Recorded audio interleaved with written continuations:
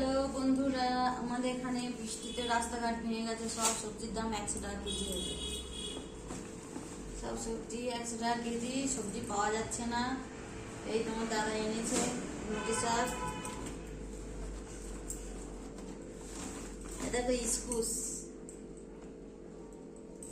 ইস্কুস এনেছে, কাঁচা আম এনেছে, আম জানি ভাজা।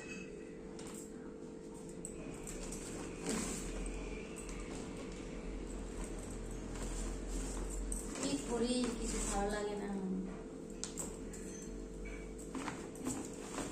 বটবটিটা ভালো আছে, কচি। বস্তির এটা 80 টাকা হইতে পারত। এটা ফ্রিজে রাখতে হবে, নষ্ট হয়ে যাবে না। বেগুন 100 টাকা কেজি।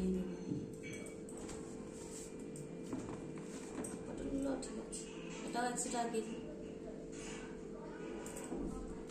উচ্ছেটা 100 টাকা কেজি। গাজর 80 টাকা। আলু 40 টাকা। আলু 40 টাকা। টমেটো রম্বেরা 70 টাকা। বন্ধুরা দেখতে পাচ্ছ সবজির কেমন দাম হয়েছে এখানে। রাস্তা ভেঙে যাওয়ার জন্য এত সবজির দাম, এমনিতে দাম নেই এখানে, নেয় সব জিনিসটা। কেটে দাও ভিডিও।